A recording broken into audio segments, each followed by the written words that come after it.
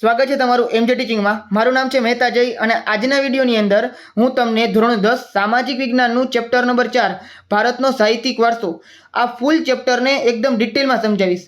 આની અંદર મેં ખૂબ જ મોસ્ટ ટાઈમ પોઈન્ટ હાઇલાઇટ કરીને આપેલા છે, એ દરેકે દરેક પોઈન્ટ એકવાર ધ્યાનથી જોઈ લેજો અને વાંચી લેજો। આમાંથી જ તમારી બોર્ડની એક્ઝામમાં ક્વેશ્ચન આવશે અને આ વાંચ્યા પછી તમારે બીજું એકે પ્રકારનું મટીરિયલ વાંચવાની જરૂર નથી અથવા તો એકે પ્રકારની ગાઈડ પણ વાંચવાની જરૂર નથી, કારણ કે આમાંથી જ તમારા બધા ક્વેશ્ચન આન્સર તમને મળી જશે। પછી 1 અને 2 માર્કવાળા નાના પ્રશ્નો હોય કે પછી 3 અને 4 માર્કવાળા મોટા પ્રશ્નો હોય, બધી વસ્તુ આમાં જ મેં તમને આપેલી છે।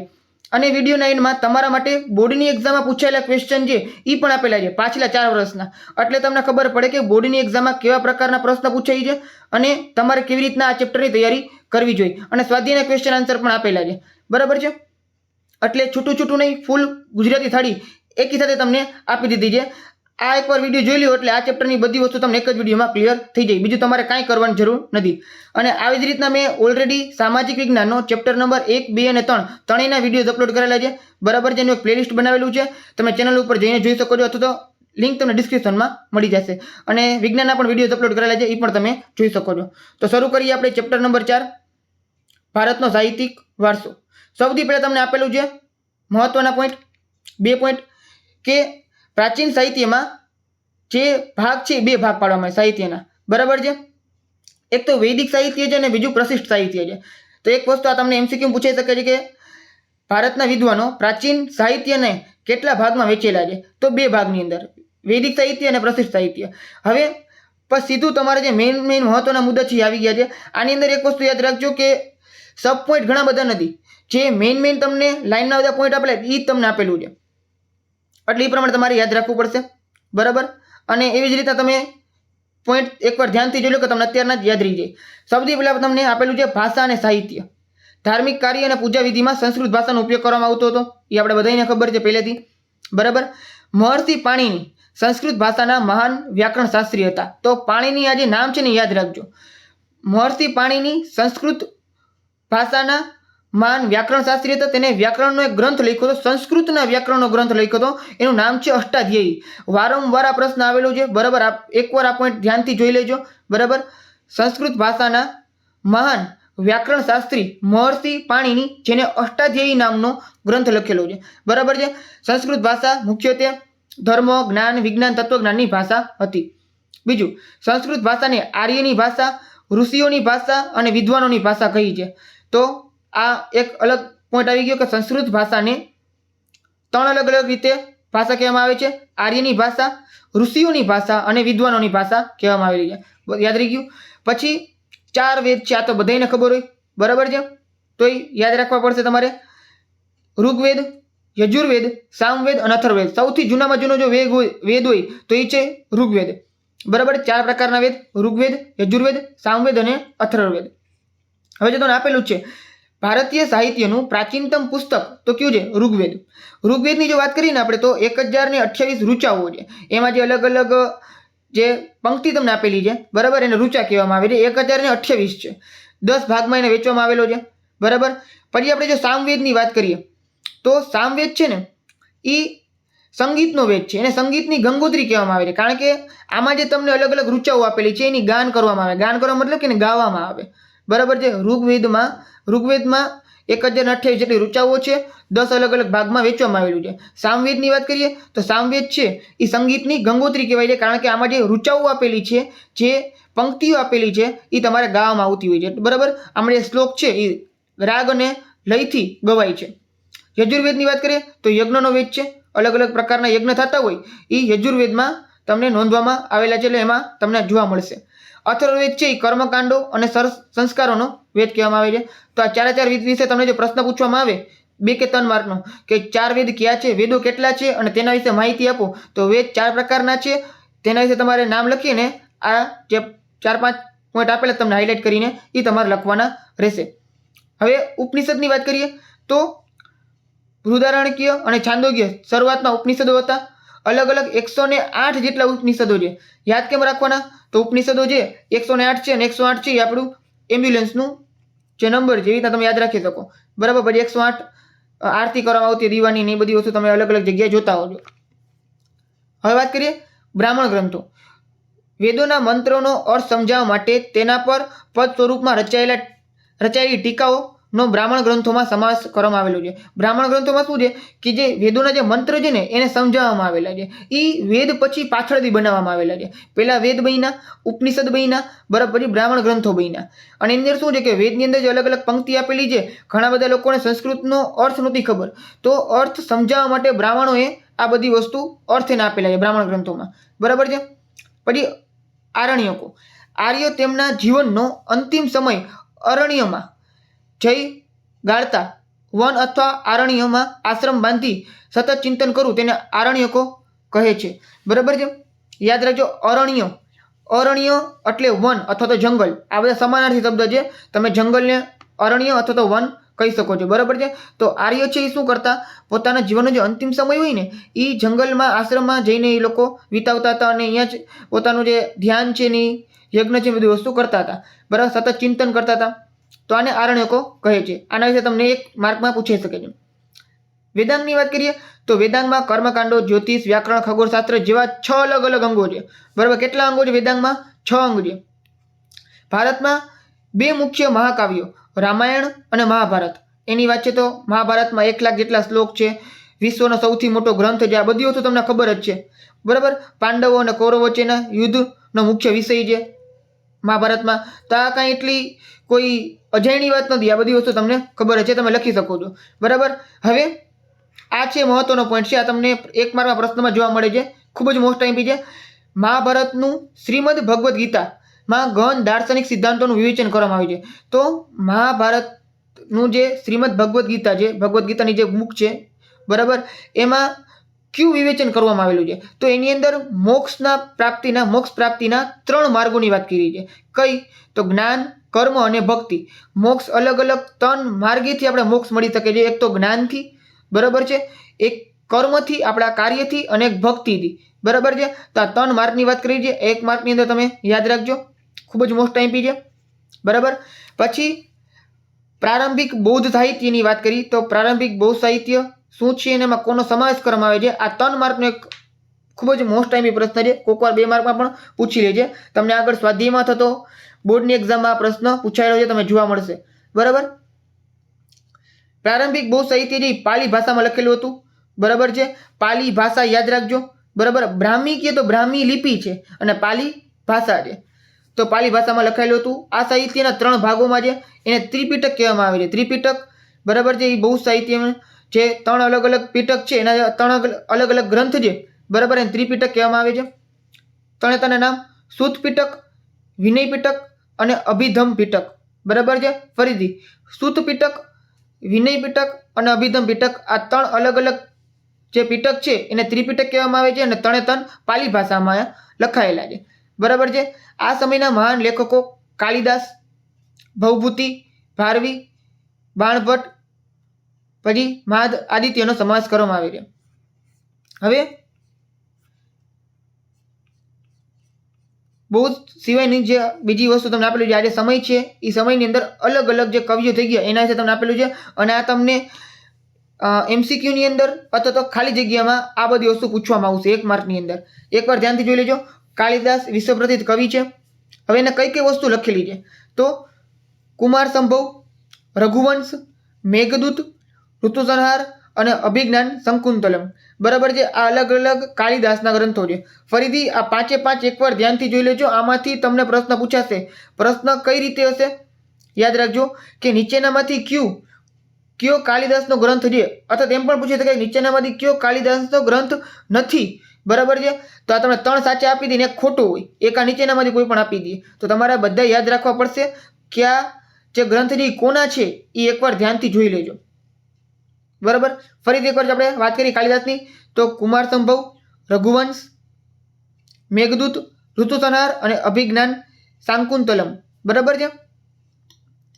સમ્રાટ હર્ષવર્ધનનું હર્ષચરિત અને કાદંબરી. તો યાદ રાખજો, હર્ષવર્ધનનું હર્ષચરિત અને કાદંબરી બાણભટ્ટના ગ્રંથો છે. તો બાણભટ્ટે છે ને સમ્રાટ હર્ષવર્ધન ઉપરથી હર્ષવર્ધન ચારિત્ર છે ને એનું હર્ષચરિત્ર અને કાદંબરી આ 2 અલગ અલગ ગ્રંથો લખેલા હતા. આ એક ગ્રંથ કાદંબરી અને હર્ષચરિત, બરાબર છે. પછી ભવભૂતિનું, ઉત્તર રામચરિત, ભારવીનું, કિરાતાર્જુનીયમ, વિશાખાદત્તનું, મુદ્રા રાક્ષસ, શુદ્રકનું, મૃચ્છકટિકમ, દંડીનું, 10 કુમાર ચરિત. બરાબર છે. તો આ તમને જોડકામાં પૂછી શકે છે, એકવાર ધ્યાન રાખી લ્યો. બરાબર. હજુ આને યાદ રાખવા માટે કેવી રીતના તમારે કરી શકો છો, તો જે ભવભૂતિ છે, બરાબર છે, તો ઉત્તર રામચરિત. તો આ બધા તમે પહેલા શબ્દ છે ભ અને ઉ એવી રીતે તમે યાદ રાખી શકો છો. અથવા તો ભવભૂતિ, તો તમે યાદ રાખો, આ ભવભૂતિ એક શબ્દ છે ને, એ ભગવાન શિવ માટેનો એક આવો શબ્દ છે જે ઓલું ભભૂતિ લગાડતા. બરાબર ને. ભભૂતિ મતલબ કે રાખ લગાડતા ભગવાન શિવ. તો ભવભૂતિ હોય ભવભૂતિ એવું યાદ રાખી શકો. અને એ ક્યાં છે, તો એ ઉત્તરની અંદર કૈલાસમાં છે, તો એનો ઉત્તર રામચરિત એવું તમે યાદ રાખી શકો છો. પછી ભારવી છે તો કિરાતાર્જુનીયમ. બરાબર. વિશાખાદત્ત તો વિશાખા રાક્ષસ, આવું યાદ રાખીએ. તો વિશાખા કોણ છે, તો રાક્ષસ છે, તો વિશાખાદત્ત મુદ્રા રાક્ષસ. શુદ્રકનો મૃચ્છકટિકમ. દંડી તો દ ઉપર યાદ રાખવાનું, દંડી તો 10 કુમાર ચરિત. આ રીતે તમે યાદ રાખી શકો છો. બરાબર છે. બાકી તમને જેમ ઠીક લાગે એમ તમારે તે યાદ રાખવાના જ છે. પણ હવે આપણે આગળ વાત કરીએ તો નરસિંહ મહેતા, મીરાબાઈ, દયારામ, અખો, પ્રેમાનંદ આ બધા સાહિત્યકારો છે. અમુક લેખકો છે, કવિ છે, અલગ અલગ પ્રકારના કાવ્યો, પદો, ગીત, ગરબી, છપ્પા, આખ્યાન, બધી વસ્તુઓનો છે ને એ લોકોએ બધી વસ્તુ લખેલી છે. બરાબર. આ સમયમાં તમિલ, તેલુગુ, કન્નડ, મલયાલમ એમ 4 દ્રવિડ શૈલીની ભાષા આવેલી છે. હવે એક વસ્તુ યાદ રાખજો કે દક્ષિણની અંદર દ્રવિડ લોકો હતા. આપણે આ જે પહેલાના ચેપ્ટરમાં ભણી ગયા કે દ્રવિડ લોકો છે ને એ દક્ષિણમાં જઈને સેટલ થઈ ગયા હતા, મતલબ કે અહીંયા રહ્યા હતા. તો દ્રવિડ શૈલીની 4 ભાષા આપણે વાત કરી, તમિલ, તેલુગુ, કન્નડ અને મલયાલમ, એ તમને દક્ષિણમાં જોવા મળશે. આ 4 ભાષા વિશે એમાં જો વાત કરીએ, સૌથી જૂની જે ભાષા છે તે તમિલ ભાષા છે. આ તમને પ્રશ્ન પૂછાઈ શકે છે કે દ્રવિડ શૈલીની કઈ ભાષા છે અને સૌથી પ્રાચીનતમ ભાષા દ્રવિડ શૈલીની જૂની ભાષા કઈ છે, તે તમિલ ભાષા છે. બરાબર છે. કવિ તિરુવલ્લુવરે કુરલ ગ્રંથની રચના કરી છે. પછી શિલપત્તિકારમ અને મણિમેખલાઈ તમિલ સાહિત્યના પ્રારંભિક ગ્રંથો છે. તો આ 2 ગ્રંથો યાદ રાખજો. તમિલ સાહિત્યના પ્રારંભિક ગ્રંથો ક્યાં છે, તો શિલપત્તિકારમ અને મણિમેખલાઈ. બરાબર છે. હવે આપણે વાત કરીએ, આજે આગળ હતું ને વૈદિક સાહિત્ય હતું. હવે મધ્યકાલીન સાહિત્યની વાત કરી તો મધ્યકાલીન સાહિત્યની અંદર 2 મહાન ગ્રંથ. એક તો પહેલો ગ્રંથ છે સોમદેવનો કથા સરિત સાગર અને બીજો ગ્રંથ છે કલણનો રાજતરંગિણી. હાઇલાઇટ કરીને તમને આપેલું છે, મતલબ કે આ ખૂબ જ મોસ્ટ આઈમ્પી છે. બરાબર છે.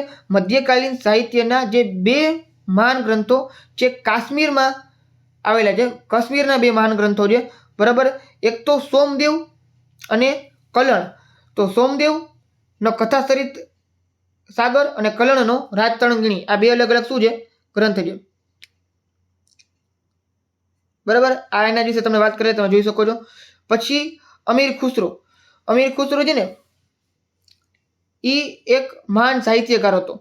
બરાબર છે. એને ઘણી બધી અલગ અલગ સાહિત્યની રચના કરેલી છે. અમીર ખુસરોના જે ગુરુ છે એ હઝરત નિઝામુદ્દીન છે ઓલિયા છે. હઝરત નિઝામુદ્દીન ઓલિયા. એની અલગ અલગ કૃતિઓ કઈ છે ને શું રચ્યું હતું, મતલબ કઈની રચના કરી હતી, તો આશિકા, નૂર, સિપિહર અને કસિત. બરાબર છે. આ ઓશિકુ નદી આશિકા છે. બરાબર ને. નાસિકી નદી આશિકા છે. આશિકા, નૂર, સિપિહર અને કિશત. એને ભારતને પૃથ્વીનું સ્વર્ગ કીધું છે. યાદ રાખજો, ભારતને પૃથ્વીનું સ્વર્ગ કોણે કીધું છે, તો અમીર ખુસરોએ. અમીર ખુસરો દિલ્હીની આજુબાજુની ભાષા હિન્દવી ભાષા હતી અને હિન્દવીને પોતાની માતૃભાષા ગણતો હતો. એની જે દિલ્હીની આજુબાજુ જે ભાષા હતી હિન્દવી ભાષા હતી અને હિન્દવી ભાષાને પોતાની માતૃભાષા ગણે છે. તો અમીર ખુસરોથી તમને પૂછવામાં આવે કાંઈ પણ તો તમારે આ બધી વસ્તુ લખવાની રહેશે. કવિ ચિદમ્બરાઈ એ પૃથ્વીરાજ રાસો હિન્દી ભાષાનો ગ્રંથ લખ્યો હતો. તો પૃથ્વીરાજ રાસો, જેમાં પૃથ્વીરાજ ચૌહાણ જે રાજા છે એના વિશેની ઘણી બધી વાત કરેલી છે. બરાબર. તે ગ્રંથનું નામ પૃથ્વીરાજ રાસો છે અને કવિ ચિદમ્બરાએ એની રચના કરેલી હતી. એ યુગના કવિ પંપા, પોના અને રન્ના કન્નડ સાહિત્યના ત્રિપુટી તરીકે ઓળખાય છે. તો કન્નડ સાહિત્યની ત્રિપુટી, બરાબર, પંપા, પોના અને રન્ના. પોના રન્ના યાદ રહી જાય, પંપા યાદ રહી જાય. બરાબર. સહેલું જ છે, એવું કંઈ છે નહીં. કન્નડ સાહિત્ય બધામાં જો કન્નડમાં ડબલ ના આવે છે. પોનામાંય ડબલ ન આવે છે, રન્નામાંય ડબલ ન આવે છે, બરાબર. તો બધા ડબલ ન વાળા એક વસ્તુ છે એટલે તમે આ જોઈ શકો છો આમાં, બરાબર. સાવ એટલું અઘરું નથી, યાદ ન રાખી શકાય એવું નથી, સહેલું છે. કન્નડ કે કન્નડમાં ડબલ ન છે તો યાદ કેમ રાખો? તો પંખા નહીં પંપા, વાત કે કન્નડની અંદર પંખો નહીં પંપો, બરાબર ને, પંપા. તો પંપા ઉપરથી પોના, પોના ઉપરથી રન્ના, બરાબર છે. એ રીતે તમે યાદ રાખી દો ત્રિપુટી. હવે કવિ કંબલની વાત કરી તો કવિ કંબલે તમિલ ભાષામાં રામાયણની રચના કરેલી હતી. તમિલ ભાષામાં રામાયણની રચના કરનાર જો કોઈ વ્યક્તિ છે કવિ કંબલ લે, મતલબ કે એને ટ્રાન્સલેટ કર્યું, રચના કરી, મતલબ અલગ પ્રકારની રામાયણ નથી લખી, એને જે રામાયણ હતી એ જ લખી છે, એનું ટ્રાન્સલેશન કરેલું છે. પછી આલા ઉદલ વિસલદેવ ના રાસ્તો આ સમયની વિખ્યાત વીરગાથાઓ છે. પછી મુલા દાઉદનો ગ્રંથ ચંદ્રયાન એ અવધી ભાષાનો સૌથી જૂનો ગ્રંથ છે. ફારસી ભાષા દિલ્હીના સુલતાનોની રાજભાષા હતી. હવે જો આમાં કંઈ એટલું મહત્વ નથી, ખાલી એક આ પોઈન્ટ મહત્વનો છે કે ફારસી ભાષા છે ને એ દિલ્હીના સુલતાનોની ભાષા હતી. દિલ્હીના જે અલગ અલગ સુલતાનો થઈ ગયા, બરાબર, એના વિશે તમે ભણી ગયા છો, બરાબર, બીજા ધોરણની અંદર, મતલબ કે નાના ધોરણની અંદર, બીજા ધોરણ મતલબ કે 8મું 9મા ધોરણની અંદર દિલ્હીના સુલતાનની બધી વસ્તુની વિશે વાત આવેલી હતી, બરાબર. તો દિલ્હીના સુલતાનોની જે રાજભાષા હતી એ રાજભાષા ફારસી છે. હવે આમાં તમને છે ને ઓપ્શન અલગ અલગ રીતે આપી શકે છે કે દિલ્હીના સુલતાનોની ભાષા કઈ હતી, રાજભાષા કઈ હતી. ઓપ્શનો તમને આપે ઉર્દુ, ફારસી, પછી હિન્દી, અને એ સિવાય બીજે કોઈ પણ અન્ય ભાષા તમને આપી દે, બરાબર. તો તમારે ફારસી ભાષા આવશે. તો એક વસ્તુ યાદ રાખજો, કારણ કે પછી કન્ફ્યુઝ થાય એવું છે. પછી ઘણા લોકો ઉર્દુ લખીને આવી જાય, બરાબર, પર્શિયન ભાષા છે. આ યુગમાં ઝિયાઉદ્દીન બર્નીએ તારીખે ફિરોઝ શાહીની રચના કરેલી હતી. કબીરની રચના પણ સધુકડી લોકબોલીમાં છે. મલિક મુહમ્મદ જાયસીએ પદ્માવત નામનું મહાકાવ્ય લખેલું હતું. હવે આ છે ને ખૂબ જ મહત્વનું છે. જે પદ્માવત જે પિક્ચર છે પદ્માવતી ને પદ્માવત, તમે જે એના વિશે સાંભળેલું હતું, તો એ જ મહાકાવ્યની વાત કરેલી અહીંયા. મલિક મુહમ્મદ જાયસીએ એના વિશે લખેલું હતું. તુલસીદાસના રામચરિત માનસ, બરાબર છે, તુલસીદાસનો રામચરિત માનસ. હવે રામચરિત માનસ ખૂબ જ પ્રખ્યાત છે, યાદ રાખજો. તુલસીદાસે લખેલું છે. એમાં ભગવાન શ્રી રામ વિશે ઘણી બધી વાત લખેલી છે, બરાબર, રામચરિત માનસમાં. અને એક વસ્તુ આગળ આપણે જે સમજી ગયા એ કન્ફ્યુઝ થયું છે. ઉત્તર રામચરિત, રામચરિત માનસ અને ઉત્તર રામચરિત બી અલગ અલગ છે. જો ઉત્તર રામચરિતની વાત કરીએ તો ભવભૂતિ, બરાબર છે, અને રામચરિતની માનસની વાત કરીએ તો એ શું આવશે?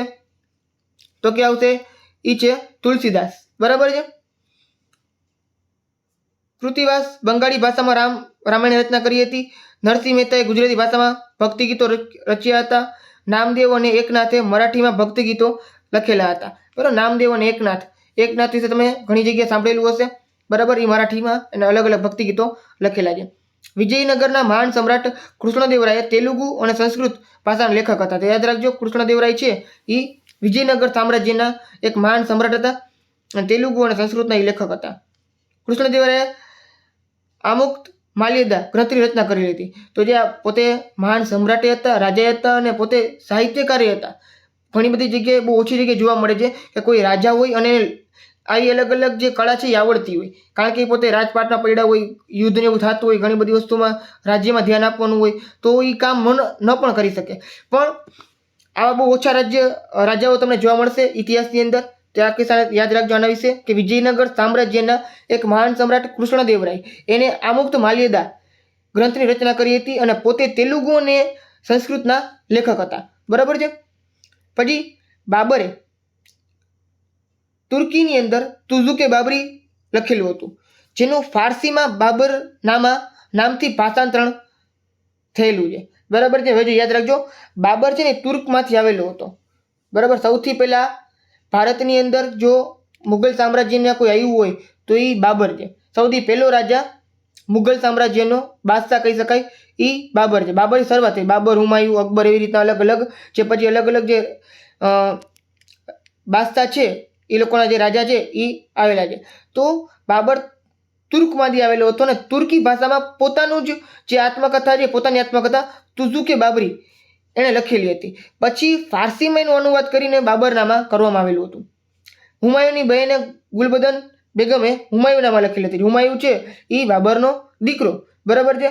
તો બાબરની એક દીકરી છે, એનું નામ છે બહેન છે, એનું નામ શું છે? હુમાયુની બેન ગુલબદન બેગમ, બરાબર છે. એને હુમાયુના પોતાના ભાઈની આત્મકથા હુમાયુનામા લખેલી હતી. જહાંગીરની વાત કરીએ તો તુઝુક એ જહાંગીરી આત્મકથા લખેલી હતી. બહાદુર શાહ ઝફરે ઉર્દુ કવિ હતા, બરાબર છે. બધા આ જે પેઢી દર પેઢી છે ને કાંઈક ને કાંઈક પોતે લખેલું છે, તો બધી વસ્તુ આપેલી છે. મુગલ સમયમાં તુલસીદાસ અને સુરદાસ હિન્દી ભાષાના મહાન કવિ હતા. તુલસીદાસ જે હમણાં આગળ વાત કરી ને રામચરિત માનસની રચના કરી તુલસીદાસે, તો એ જ તુલસીદાસ મુગલ સમયની અંદર જ હતા, બરાબર છે. રહીમના દોહા જાણીતા છે. અબુલ ફજલે આઈન અકબરી અને અકબરનામા લખેલું છે. જો યાદ રાખજો, અકબરે પોતાના વિશે પોતે કંઈ નથી લખેલું, પણ અબુલ ફજલ નામના વ્યક્તિએ આઈન અકબરી અને અકબરનામા આ બે અલગ અલગ ગ્રંથ લખેલા છે. આઈન અકબરીમાં ભારતના રીતિ રિવાજો, શિષ્ટાચારો, ધર્મ, આર્થિક સ્થિતિ, જીવનના પાસાઓનું વર્ણન કરવામાં આવેલું છે. અબુલ ફજલનો ભાઈ ફૈજી એ ફારસી ભાષામાં મહાન કવિ હતો, યાદ રાખજો. અકબરે તો મહાભારત, રામાયણ, અથર્વવેદ, ભગવદ્ ગીતા, પંચતંત્રના ગ્રંથો અનુવાદ કરવા માટે એક અલગ ખાતાની સ્થાપના કરી હતી. એક વસ્તુ યાદ રાખજો કે અકબર છે એ મુઘલ સામ્રાજ્યનો સૌથી મહાન રાજા ગણવામાં આવે છે, કારણ કે અકબરે કોઈ ધર્મ વિશે પક્ષપાત નહોતો કરેલો. પોતે હતો મુગલ, પણ કોઈ દી એમ નહોતું કે ભાઈ એ મુસ્લિમ ધર્મ છે, ઇસ્લામ ધર્મ છે, બરાબર, એને વધારે મહત્વ આપવું કે હિન્દુ ધર્મ મહત્વ ના આપવું, એવું કંઈ નહોતું. અકબરના સમયમાં બધી વસ્તુ ઇક્વલ હતી, બરાબર છે. તમે જોઈ શકો છો, એને અલગ એક ખાતું બનાવ્યું હતું. શેના માટે? તો જે ભારતીય ગ્રંથ છે, મતલબ કે હિન્દુ ગ્રંથ, સંસ્કૃતના જે ગ્રંથો છે અલગ અલગ પ્રકારના, બરાબર, એને અનુવાદ કરેલા હતા. કઈ ભાષામાં? તો કે ફારસી ભાષામાં, ઉર્દુ ભાષામાં અનુવાદ કર્યા હતા, કારણ કે બીજા જે લોકો છે, બીજા અન્ય દેશના, બરાબર, એ પણ બધી વસ્તુ વાંચી શકે, પોતાના જે મુસ્લિમ ભાઈઓ બહેનો છે એ પણ વાંચી શકે, એટલા માટે એના બધી વસ્તુનો અનુવાદ કરાવેલો હતો. મહાભારત, રામાયણ, અથર્વવેદ, ભગવદ્ ગીતા, પંચતંત્રની જે વાર્તા છે, તો એ સમયનો ખૂબ જ મહાન રાજા એ અકબર છે, બરાબર, યાદ રાખજો. મોહમ્મદ હુસેન આઝાદે દરબાર અકબરી નામનો ગ્રંથ લખેલો હતો. દરબાર અકબરી, મોહમ્મદ હુસેન આઝાદ, યાદ રાખજો. આ તમને જોડકા પૂછાઈ શકે છે. આઈન અકબરી અને અકબરનામા અબુલ ફજલે અને મોહમ્મદ હુસેન આઝાદે દરબારે અકબરી. તો આ મધ્યકાલીન સાહિત્યની વાત હતી. હવે જેમાંથી દર વર્ષે એક પ્રશ્ન તો હોય જ છે, એવો ટોપિક આવેલો છે ભારતના પ્રાચીન વિદ્યાપીઠ, બરાબર છે. ભારતની અલગ અલગ પ્રાચીન વિદ્યાપીઠ અહીંયા વાત કરેલી છે. ખૂબ જ મહત્વની તો બે છે, નાલંદા અને વલ્લભી, જેના વિશે આપણે જોવાના છે, બરાબર છે. એ પછી વારાણસી છે, તક્ષશિલા છે, એના વિશે પણ વાત કરતી. નાલંદા છે એની વાત કરીએ તો સૌથી પહેલાં એ 7મી સદીની અંદર હતી, બરાબર. નાલંદા 7મી સદીમાં હતી, એક વસ્તુ યાદ રાખજો, બરાબર. આમ તો 5મી સદીની શરૂઆત થઈ ગઈ હતી. 5મી સદીથી 11મી સદી સુધી નાલંદાની ખ્યાતિ હતી, બરાબર છે, મતલબ કે ત્યાં સુધી નાલંદા હતી. હાલમાં નાલંદા કઈ જગ્યાએ છે? તો જે બિહાર છે ને એનું પટણા વિસ્તારમાં બડગાંવ ગામ પાસે નાલંદા વિદ્યાપીઠ આવેલું છે. તમને ચોપડીની અંદર આનો એક ફોટો આપેલો છે. તમને એક્ઝામની અંદર પ્રશ્ન પૂછાશે કે નીચે આપેલું જે ફોટો, જે ચિત્ર છે એ શેનું છે, તેના વિશે માહિતી આપો. તો તમે કરી ફોટો ધ્યાનથી જોઈ લેજો. એ જે ફોટો છે નાલંદા વિદ્યાપીઠનો છે. જેટલી પણ વિદ્યાપીઠો તમે આપે તમને એકનો જ ફોટો આપેલો છે. જો એ વિદ્યાપીઠ હોય તો એ નાલંદાની જશે, બીજી કે તમને વિદ્યાપીઠનો ફોટો ચોપડીમાં આપેલો નથી. એટલે એકવાર એ ફોટો ધ્યાનથી જોઈ લેજો, બરાબર. ત્રીજા ચેપ્ટરની અંદર પણ અલગ અલગ ફોટા આપેલા છે, બરાબર. તો એ ફોટા પણ ધ્યાનથી જોઈ લેજો, કારણ કે કોઈક વાર તમને એવી રીતના પૂછાઈ શકે છે, જેમ કે સાંચીનો સ્તૂપ છે, બરાબર છે, સારનાથનો સ્તંભ છે. આ વસ્તુ તમને આપેલું છે. તમને પૂછાઈ શકે છે કે સાંચીના સ્તૂપનો ફોટો આપી દે, પછી તમને કે આ નીચેનું જે સ્મારક છે એ સ્મારક કયું છે તેના વિશે માહિતી આપો. હવે તમને ખબર જ ના હોય કે આ સ્મારક છે, સાંચીનો સ્તૂપ છે, તમે લખશો કેવી રીતના? તમને સાંચીના સ્તૂપ વિશે બધી વસ્તુ ખબર હોય, પણ તમને ફોટા વિશે માહિતી ના હોય તો તકલીફ પડી શકે છે એક્ઝામની અંદર, બરાબર. તો આવું ન થાય એટલા માટે એકવાર ચોપડીમાં બધી જે ફોટા આપેલા છે બધા, એકવાર બધા ફોટા ધ્યાનથી જોઈ લેજો. એમાં નાલંદા વિદ્યાપીઠનો પણ ફોટો વ્યવસ્થિત તમને આપેલો છે, એ ફોટો એકવાર ધ્યાનથી જોઈ લેજો, બરાબર. બાકી એક વિદ્યાપીઠનો ફોટો તમને એક ફોટો આપેલો નથી, અને આમાં મેં નથી આપેલો, બરાબર. બાકી ચેપ્ટર નંબર 3માં તો મેં બધા ફોટા સહિત મેં બધી વસ્તુ તમને સમજાવેલી છે. તમે એકવાર વિડીયો ધ્યાનથી જોઈ લેજો, ચેપ્ટર નંબર 3નો ચેનલ ઉપર જઈને, બરાબર. હવે વાત કરી નાલંદા વિદ્યાપીઠની. નાલંદા વિદ્યાપીઠ ફરીથી એકવાર ધ્યાનથી જોઈ લો, બિહારમાં આવેલી છે, બિહારમાં જે પટણા વિસ્તાર છે એના બડગાંવ પાસે આવેલી છે. તમે ખાલી એટલું યાદ રાખો ને, બિહારના પટણા પાસે આવેલી છે તો પણ ચાલશે. હવે બૌદ્ધ અને જૈન પરંપરા નાલંદા વિદ્યાપીઠનું મહત્વ ઘણું હતું. મતલબ કે બૌદ્ધ અને જૈન અલગ અલગ ધર્મના વ્યક્તિઓ છે ત્યાં આવીને રહેલા હતા અને એને ફેલાવો કરેલો હતો પોતાના ધર્મનો. હવે મહાવીર સ્વામીએ 14 ચતુર્માસ ત્યાં કરેલા હતા. તો એક જૈન તીર્થ બન્યું હતું તેના લીધે. તો મહાવીર સ્વામી જે જૈન ધર્મના 24મા તીર્થંકર, મતલબ કે સૌથી છેલ્લા ભગવાન છે. જૈન ધર્મમાં અલગ અલગ 24 ભગવાન છે, સૌથી છેલ્લા 24મા તીર્થંકર મહાવીર સ્વામી છે. એને ચતુર્માસ એટલે જે ચોમાસાના 4 મહિના હોય ને એને ચતુર્માસ કહેવાય. એવા 14 ચતુર્માસ એને નાલંદા વિદ્યાપીઠમાં કરેલા હતા. બરાબર છે. અને ત્યાં જઈને રહ્યા હતા. એટલે જૈન ધર્મનું ખૂબ જ મહત્વનું સ્થળ કહેવામાં આવે છે. 5મી સદીમાં કુમારગુપ્તે એક વિહાર બંધાવેલો હતો. 7મી સદીમાં જે ચીનનો જે મુસાફર છે યુએન સ્વાંગ નાલંદાની મુલાકાત લીધી હતી. આવું તમને કેમ ખબર પડે? તો યુએન સ્વાંગે પોતાની બુક લખેલી છે અને એ જે બુક છે ને એની અંદર તમે નાલંદા વિદ્યાપીઠની વાત જોવા મળે છે. નાલંદા વિદ્યાપીઠમાં 7 મોટા મોટા ખંડો હતા. કેટલા ખંડ હતા? 7 ખંડો. વ્યાખ્યાન માટે 300 ખંડ હતા. વ્યાખ્યાન મતલબ કે જેવી રીતના અલગ અલગ લેક્ચર્સ હોય ને, લેક્ચર્સને વ્યાખ્યાન કહેવાય. જેમાં એક જે આચાર્ય હોય, ગુરુ હોય, એ પોતે બોલતા હોય, નીચે ઘણા બધા લોકો છે એ વિદ્યાર્થીઓ અથવા તો બીજા લોકો સાંભળતા હોય. આવા 300 ખંડ હતા. 300 ક્લાસરૂમ પણ કહી શકાય. બરાબર ને? નાલંદા વિદ્યાપીઠમાં વિદ્યાર્થીઓ રહેવા માટે મઠો હતા. વિદ્યાર્થીઓને નિર્વાહ માટે ગામો દાનમાં મળ્યા હતા. અલગ અલગ જે રાજા છે ત્યાંના, બરાબર, આજુબાજુના રાજા એ શું કરતા? વિદ્યાપીઠનો જે નિર્વાહ ખર્ચો થાય ને બધી વસ્તુનો, એમનું સહેલું નથી આ બધી વસ્તુ કરવી, આટલું બધી વસ્તુ ગોઠવવી, મેનેજમેન્ટ કરવું. તો એના માટે દાનની જરૂર પડે. તો અલગ અલગ જે ગામો છે દાનમાં મળેલા હતા આ વિદ્યાપીઠને.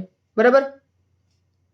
ગામની આવકમાંથી વિદ્યાર્થીઓનો ભોજન અને વસ્ત્રો નિઃશુલ્ક આપતા હતા. તો વિચાર કરો કે એ સમયે એજ્યુકેશન ફ્રી હતું.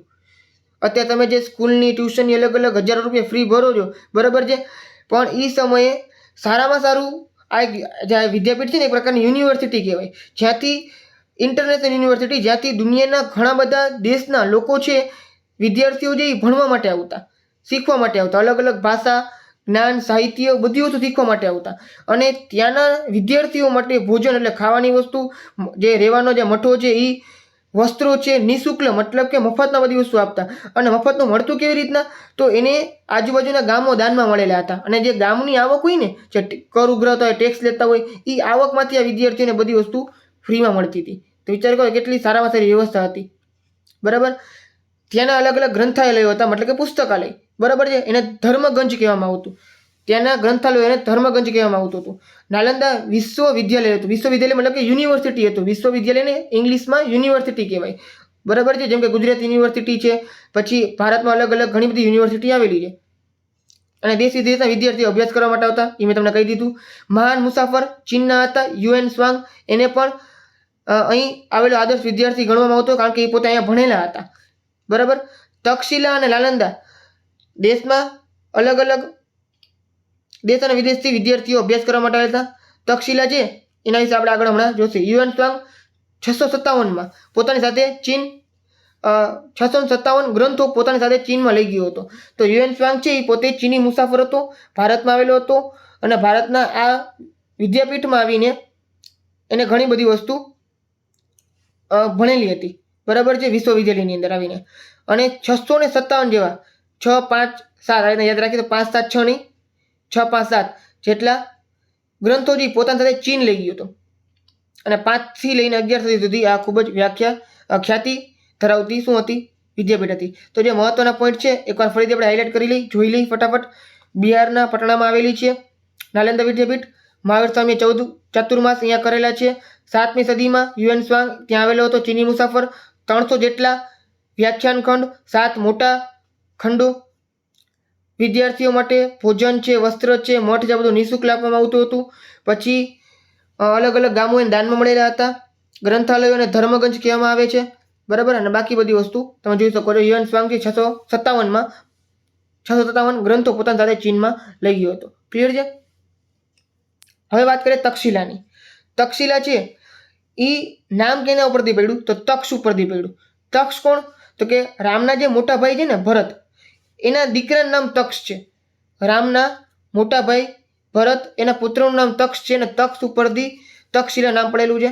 આ વિદ્યાપીઠમાં 664 કળાનું શિક્ષણ આપવામાં આવતું હતું. આ તમને પ્રશ્ન પૂછાશે એમસીક્યુની અંદર કે તક્ષશિલામાં કેટલી કળાનું શિક્ષણ આપવામાં આવતું હતું?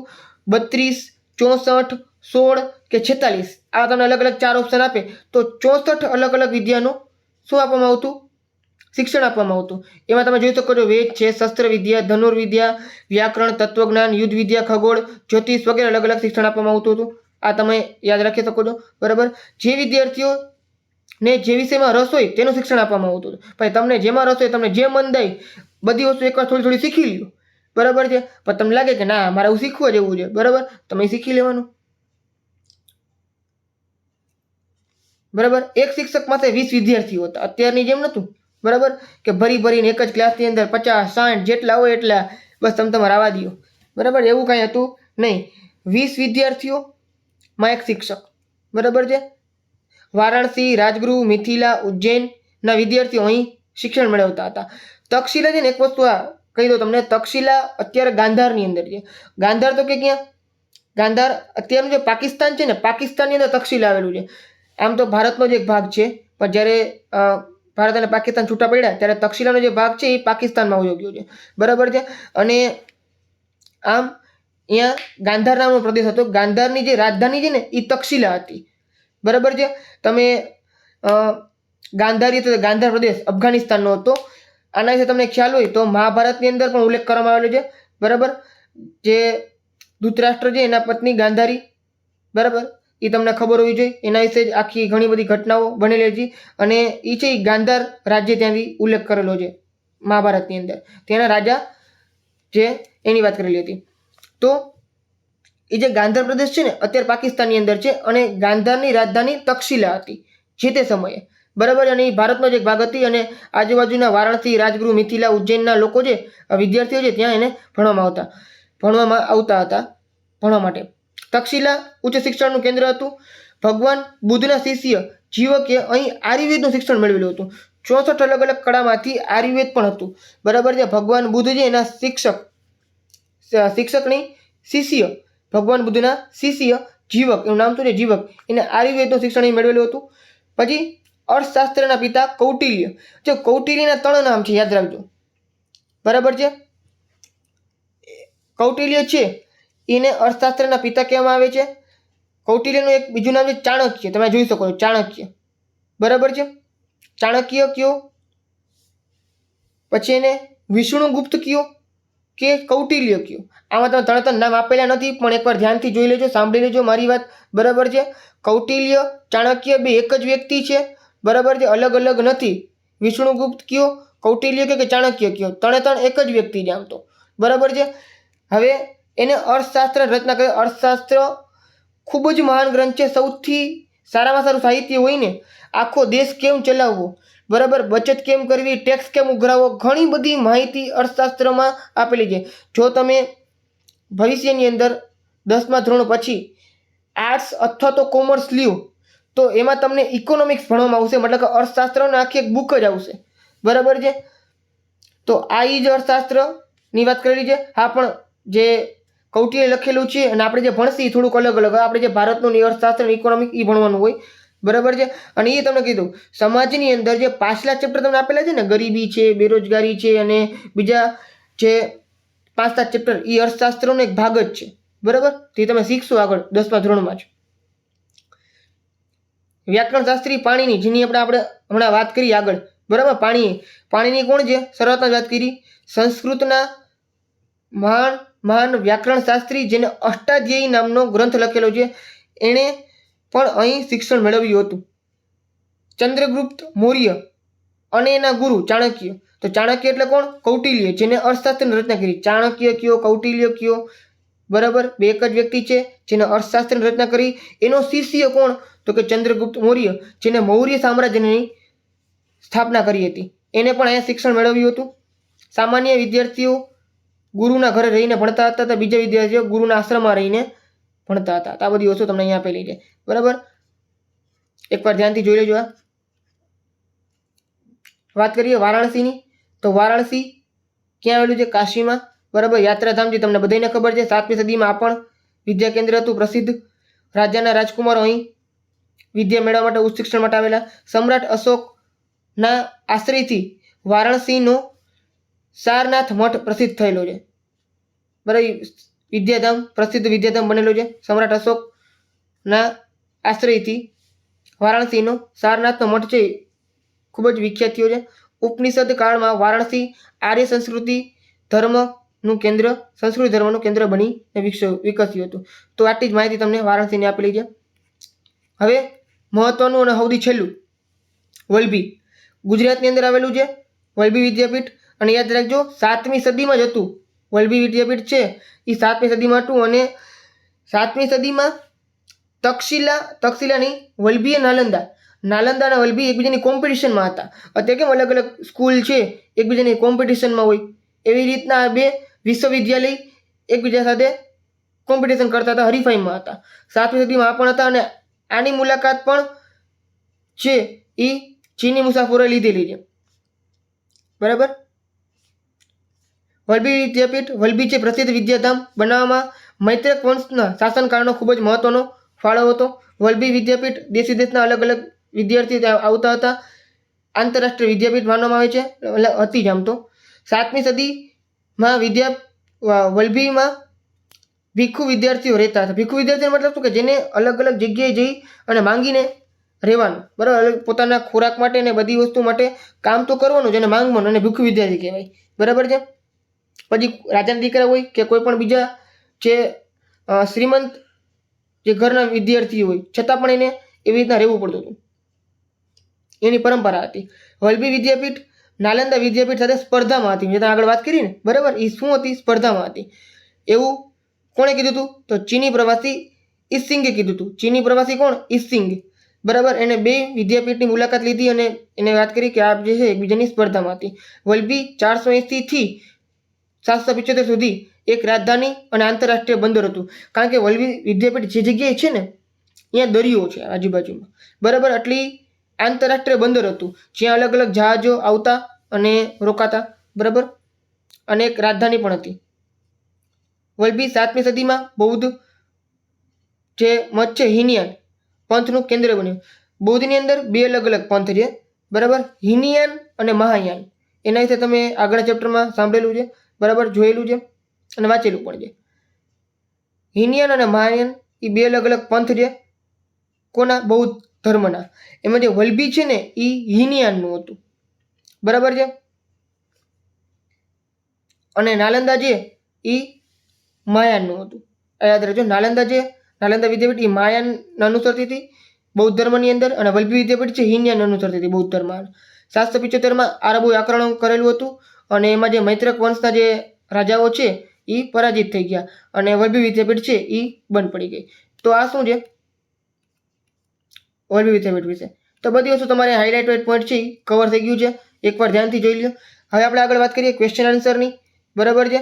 તો એ પણ એકવાર જોઈ લઈ. આઈએમપી ક્વેશ્ચન આન્સર બોર્ડમાં પૂછાયેલા તમને ક્વેશ્ચન આન્સર બધા અહીંયા આપેલા છે.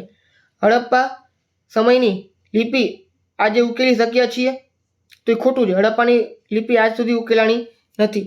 એકવાર જોઈ લેવું. પછી પ્રારંભિક જૈન સાહિત્ય પાલી ભાષામાં લખાયું હતું. આ સાહિત્ય 3 ભાગોમાં વહેંચાયેલું છે. ત્રિપિટક ઓળખવામાં આવે છે. તો સાવ ખોટું. ખાલી એક જ શબ્દ ખોટો છે આની અંદર, બાકી આખું વાક્ય સાચું છે. બરાબર ને. તો આ જૈન ના આવે, બૌદ્ધ આવે. પ્રારંભિક બૌદ્ધ સાહિત્ય છે ને એ પાલી ભાષામાં હતું. એના 3 અલગ અલગ ભાગ છે અને ત્રિપિટક કહેવાય છે. સુત પિટક, વિનય પિટક, અભિધમ પિટક. આ 3 વિશે તમને આગળ મેં વાત કરેલી જ છે. બરાબર છે. તો એ બૌદ્ધ સાહિત્ય છે તો એ ખોટું છે. લોથલ અમદાવાદ જિલ્લામાં ધંધુકા તાલુકામાં આવેલું છે તે સાચું છે. લોથલ વિશે તમે ભણી ગયા જો આના પહેલાના ચેપ્ટરની અંદર. અહીંયા તમને ખાલી એક પ્રશ્ન આપેલું છે. બરાબર છે. હવે આર્યની ભાષા, ઋષિની ભાષા, વિદ્વાનોની ભાષા કોને કહેવાય? તો સંસ્કૃત ભાષાને. બરાબર ને. ઘણા લોકો પ્રાકૃત ભાષા લખીને આવે કારણ કે પ્રાકૃત તમે કંઈક સાંભળેલું હોય તો, બાકી સંસ્કૃત આવે. આ પણ આપણે મેઇન પોઈન્ટમાં તમને આપેલું છે. તમે જોઈ શકો છો જેટલા પણ પ્રશ્ન આપેલા તમારા સ્વાધીન જ પ્રશ્ન છે. બરાબર. બોર્ડમાં પૂછાયેલા પ્રશ્ન છે. મેં તમને જે પોઈન્ટ આપેલા છે એમાં તમારા બધા પ્રશ્નના જવાબ તમને મળી જ જશે. તો એકવાર ધ્યાનથી પોઈન્ટ વાંચી લે, તમને જરાય વાંધો નહીં આવે. અને હા, આખી જે પીડીએફ છે તમે ફ્રીમાં ડાઉનલોડ કરી શકશો. એના માટે ડિસ્ક્રિપ્શનમાં તમને લિંક આપેલી છે ટેલિગ્રામ ચેનલની, એને જોઈન કરી નાખો. એમાં તમને બધું મટીરિયલ છે તમને ફ્રીમાં મળી જશે. શ્રીમદ ભગવદ્ ગીતા છે એમાં મોક્ષ પ્રાપ્તિના 3 માર્ગો છે. એમાં કેનું વિવેચન નથી. બરાબર, જો યાદ રાખજો, આમાં જ્ઞાન, કર્મ અને ભક્તિ મેં 3 વસ્તુની વાત કરી હતી કે 3 રીતે મોક્ષ મળે. આવું કેમાં લખેલું છે? તો ભગવદ્ ગીતામાં લખેલું છે. આવું હું નથી કહેતો. કોણ કહે છે? તો ભગવદ્ ગીતા કહે છે. બરાબર છે. 3 રીતે મોક્ષ મળે જ્ઞાનથી. 3 માર્ગો છે. 3 માર્ગ કે તો જ્ઞાન, કર્મ અને મોક્ષ. તમે જોઈ શકો છો પ્રશ્ન કેમ પૂછાણો કે કયો માર્ગ નથી? તો જે યોગ છે એ માર્ગ નથી, બાકીના 2 માર્ગ છે. હવે વિકલ્પની વાત કરી તો પાણીની અષ્ટાધ્યાયી નામનો ગ્રંથ લખેલો, વારંવાર મેં રિપીટ કર્યું છે. સાવ સહેલું. દ્રવિડ કુળની સૌથી પ્રાચીન ભાષા તમિલ ભાષા. 4 ભાષા હતી, આપણે ખબર હતી. બરાબર, 4 આપેલી. તમિલ ભાષા સૌથી જૂની. ભારતીય સાહિત્યનો પ્રાચીનતમ ગ્રંથ તો આમાં સર્વેદ ના આવે. કયો આવે? ઋગ્વેદ આવે. બરાબર, સર્વેદ છે એ ખોટું છે, એ પ્રિન્ટિંગ મિસ્ટેક છે, અહીંયા તમે જોઈ શકો છો. બાકી 4 વેદ છે આપણા, ઋગ્વેદ, યજુર્વેદ, સામવેદ અને અથર્વવેદ. સૌથી પ્રાચીનતમ ગ્રંથ કયો છે? તો ઋગ્વેદ. બરાબર. બૌદ્ધ સાહિત્ય પાલી ભાષામાં, હમણાં આગળ એક પ્રશ્ન પણ હતો પાલી ભાષાવાળો, જેમાં ખોટો હતો સાચા ખોટામાં. પછી ચિદમ્બરે પૃથ્વીરાજ રાસો. બરાબર છે, ધ્યાનથી જોઈ લેવાનું. તો આ પ્રશ્ન તમે પૂછાઈ શકે છે, એવું નથી કે આ તમને આપેલો આજ પૂછાશે. આના સિવાયનો પણ પૂછી શકે છે અલગ પ્રકારનો. તો તમને જે આગળ લિસ્ટ આપેલું છે લિસ્ટ એકવાર ધ્યાનથી જોઈ લેવું અને કાંઈક ને કાંઈક તમારે મેચિંગ બનાવી લેવાનું તમારી રીતે. બરાબર, તમને મન પડી તો તમે ટૂંકા લગાડી શકો છો યાદ રાખવા માટે, મતલબ કે તમારી વાર્તા બનાવી શકો તમારી રીતે. એ રીતે વાંચશો તો તમને યાદ રહેશે. એ 100%ની વાત છે. કાંઈક તમારી જાતે વાર્તા બનાવી લે, કોકની યારે કંઈક કનેક્ટ કરી નાખવાનું, જોડી લેવાનું વાંચવા માટે. જેમ કે તમને કીધું ભવભૂતિ છે તેને શું કરેલું હતું? ઉત્તર રામચરિત. કેવી રીતે યાદ રાખવાનું? ભવભૂતિમાંથી ભભૂતિ. ભભૂતિ કોણ લગાડે? તો કે મહાદેવ. બરાબર, મહાદેવ ક્યાં છે? તો ઉત્તરમાં હિમાલયની અંદર, તો ઉત્તર રામચરિત. અને રામચરિત માનસ તો તુલસીદાસ. બરાબર ને? તો આ રીતે તમે કાંઈક ને કાંઈક બંધ બેસાડવાનું ગમે એમ કરીને યાદ રાખવા માટે, તો તમે એ રીતે આરામથી યાદ રાખી શકશો. બાકી આ બધી વસ્તુ એક સાથે યાદ રાખવી ખૂબ જ અઘરી છે, ખીચડું થઈ જશે મગજની અંદર.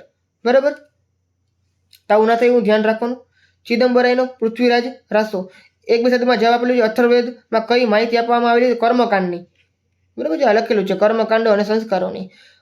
પછી શ્રીમદ ભગવદ્ ગીતાની અંદર દાર્શનિક સિદ્ધાંતોનું વિવેચન છે. તો ક્યાં? 3 માર્ગો. તો હમણાં આગળ કેટલી વાર મેં વાત કરી લીધી. પછી 3 માર્ગની વાત કરી તો મહાકાવ્ય તરીકે રામાયણ અને મહાભારતનો પરિચય આપો. આ તમને પ્રશ્ન છે, બોર્ડની એક્ઝામ પૂછાયેલો પ્રશ્ન છે. તો મહાભારતમાં શું છે અને રામાયણમાં શું છે, તમારે એ બધી વસ્તુ લખવાની છે. એકવાર તમે જોઈ લો 1 લાખ કેટલા શ્લોક છે અને એમાં કૌરવ પાંડવ વિશે વાત કરેલી છે. 3 અલગ અલગ વિવેચન છે શ્રીમદ ભગવદ્ ગીતામાં. વારંવાર એકને કહો છો જે રિપીટ કરેલી હતી એ જ બધી વસ્તુ તમને અહીંયા આપેલી છે. બધા પોઈન્ટ તમારે લખવાના રહેશે.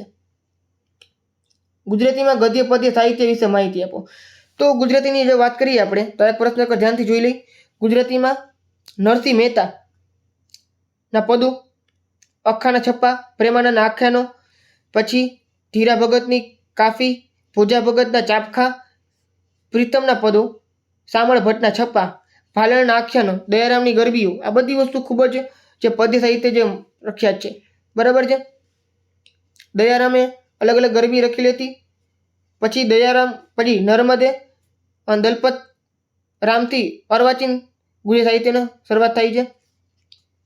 પછી અર્વાચીન એટલે આધુનિક કહેવાય, પ્રાચીન એટલે જૂનું, અર્વાચીન એટલે આધુનિક યુગમાં કવિ બળવંતરાય ઠાકોર છે. પછી નરસિંહરાવ, ભોળાનાથ દેવટિયા, કલાપી, બાળાશંકર કથારિયા, મણિશંકર ત્રિવેદી, મણિભાઈ ત્રિવેદી, નાનાલાલ, ઉમાશંકર જોશી, સુંદરમ, અલગ અલગ વ્યક્તિઓને તમને નામ લીધા છે. આ બધા નામ તમને ક્યાં જોવા મળશે ખબર છે? તમારી જે ટેક્સ્ટ બુક છે ને ગુજરાતીની, એ ગુજરાતીની ટેક્સ્ટમાં જે અલગ અલગ કાવ્ય જે વ્યક્તિઓ લખેલા છે ને એ જ નામ તમારે ઉપાડીને મૂકી દેવાના. કારણ કે બધા આધુનિક શું કહેવાય કવિઓ છે. હા, એમાં અમુક જે જૂના પણ છે, જે વાત કરીને આપણે જે મીરાબાઈના પદ અને નરસિંહ મહેતાના પદો અને એની જે વાત કરી તમારે જોઈ લેવાના. બરાબર. અર્વાચીનના સમયની વાત કરીએ તો નર્મદ, પછી નવલરામ, કિશોરલાલ મસરૂવાળા, મહિપતરામ રૂપરામ, ગોવર્ધન ત્રિપાઠી, પન્નાલાલ પટેલ, ઈશ્વરલાલ પેટલીકર, ચંદ્રકાંત બક્ષી. આ બધા ગદ્યની અંદર આવશે. લખેલું છે ગદ્ય સાહિત્ય. બરાબર ને? તો તમારી ચોપડીની અંદર અલગ અલગ ગદ્ય અને પદ્યના અલગ અલગ પાઠ પડેલા હશે, મતલબ કે તમને ખબર હશે, અમુક તમને કવિતા આપેલી હશે, અમુક પાઠ આપેલા હશે. તો જે આ બધા નામ તમને જોવા મળશે ક્યાં? તમારી ગુજરાતીની ટેક્સ્ટ બુકમાં. એ બધા નામ તમારે લખી નાખવાના. વાત થઈ ગઈ પૂરી. બરાબર ને? પછી વાત કરીએ અમીર ખુસરો વિશે. તો મેં તમને જે ઉપર 5-7 પોઈન્ટ આપેલા એ બેઠા બેઠા તમારે લખી નાખવાના. બરાબર ને? અમીર ખુસરો સલ્તનત કાળનો, દિલ્હી સલ્તનતનો મહાન રાજા. બરાબર છે? એના જે હઝરત નિઝામુદ્દીન ઓલિયા છે એના એ શિષ્ય હતા, મતલબ કે એના ગુરુ હતા જે એ છે. બરાબર? ફારસી અને સંસ્કૃત ભાષાના મહાન વિદ્વાન હતા એ પોતે. ઓશિકા નહીં, આશિકા. બરાબર ને? આશિકા, નૂર, સિપિહર, કિરાતુલ સદાયન, આ બધા શું ને અલગ અલગ ગ્રંથને લખેલા હતા. અને ભારતને પૃથ્વીનું સ્વર્ગ કહેતા હતા પોતે. બરાબર? અને બાકી બધી વસ્તુ તમે જોઈ શકો છો અહીંયા લખેલી. હિન્દીને પોતાની માતૃભાષા ગણતા હતા. તો આ બધી વસ્તુ તમને જોવા મળે છે.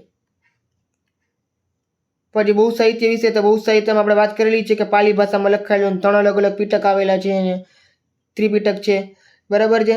પછી આ તમે આપેલું છે ઇન્ડો શાસક મિલિંદ અને બૌદ્ધ તત્વજ્ઞાની નાગસેને નાગાર્જુન એમ 2 અલગ અલગ. મિલિંદ પન્નો બહુ સાહિત્યના મહત્વનો ગ્રંથ ગણાવે છે. તો યાદ રાખજો, મિલિંદ પન્નો છે ને આ બહુ સાહિત્યના મહત્વનો ગ્રંથ છે. આ ઉપર પોઈન્ટ પણ નથી આપેલું કારણ કે એટલું બધું મહત્વ નહોતું, પણ તો એ જોઈ લો તમે એકવાર. બહુ સાહિત્યના 2 ગ્રંથો નાગાર્જુન વચ્ચેના સંવાદોના મિલિંદ પન્નો બહુ સાહિત્યનો મહત્વ ગ્રંથ છે. પછી બૌદ્ધના પૂર્વજન્મમાં રજૂ કરતી સેંકડો જાતક કથાઓ આપેલી છે. સમય હતા અનેક બૌદ્ધ ગ્રંથો સંસ્કૃત ભાષામાં લખાયા. પછી અશ્વઘોષ રચિત બુદ્ધ ચરિત સૌથી વિશેષ જાણીતો ગ્રંથ છે. તો અશ્વઘોષે બુદ્ધ ચરિત એ લખેલો છે. 4 ગુણના પ્રશ્ન તક્ષશિલા વિશે તમને પૂછેલું છે. 64 અલગ અલગ જે વિદ્યા શીખવાડવામાં આવતી ઘણી બધી વસ્તુ તમને અહીંયા આપેલી. કોણ એના શિક્ષક હતા. મધ્યકાલીન સાહિત્ય વિશે તમને આટલું આપેલું છે. આખું જે મધ્યકાલીન સાહિત્ય વિશે મેં તમને છે ને એ ડિટેલ છે તમે જોઈ શકો છો. આપણે ઉપર એકવાર જોઈ લઈ. બરાબર? ચાલો, મધ્યકાલીન સાહિત્ય આટલું બધું છે. આ બધું મધ્યકાલીન સાહિત્ય છે. બરાબર? આ બધી વસ્તુ તમને પ્રશ્નમાં આપેલું છે. બરાબર? આ જોઈ શકો તમે. આ બધું મધ્યકાલીન સાહિત્ય તમને આપેલું છે. આટલા બધા પોઈન્ટ તમારે લખવાની જરૂર નથી. 4 માર્કમાં પ્રશ્ન તમારે પૂછાય તો 8 થી 10 પોઈન્ટ તમે લખો તો ચાલે. બાકી બધી વસ્તુ લખવાની જરૂર નથી. બરાબર? એકવાર તમે ધ્યાનથી વાંચી લેજો. બરાબર? વિડીયોને પોઝ કરીને અથવા તો ધીમો કરીને એકવાર આરામથી આ વાંચી લો. બાકી આ જે તુઝુક કે બાબરી અલગ અલગ જે મુગલ સામ્રાજ્યના અલગ અલગ વ્યક્તિઓએ હુમાયુન બાબરે પોતાના વિશે લખ્યું છે એ જ બધી વસ્તુ અહીંયા આપેલી છે. બરાબર? કાંઈ નવું નથી આની અંદર. પછી વલભી વિદ્યાપીઠે તમે કીધું હતું ખૂબ જ મોસ્ટ ટાઈમ છે. વલભી છે, નાલંદા બે ખૂબ જ મોસ્ટ ટાઈમ છે. તેના વિશે તમને અહીંયા આપેલું છે આખું. બરાબર? તો આ તમારા બોર્ડમાં પૂછાયેલા અને સ્વાધીના મોસ્ટ ટાઈમ ક્વેશ્ચન. તો આ તમારો આખો પાઠ છે એ કમ્પ્લીટ થઈ ગયો.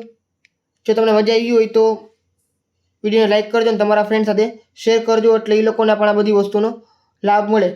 એટલે તમને આ ફૂલ ગુજરાતી થાળી છે એ આખી એકી સાથે અત્યારના મળી ગઈ છે. બરાબર? અને ચેનલ સાથે જોડાયેલા રહેજો. તમને આવા અલગ અલગ પ્રકારના વિડીયોઝ છે એ મળતા રહેશે. સામાજિક વિજ્ઞાનના અને બાકી બધા વિષયના. અને ટેલિગ્રામ ચેનલની લિંક તમને ડિસ્ક્રિપ્શનમાં આપેલી છે. એમાં તમને આ PDF ફ્રી ઓફ મળી જશે. એ તમે ડાઉનલોડ કરી શકો છો. બરાબર? તો મળીએ આપણે નેક્સ્ટ વિડીયોમાં.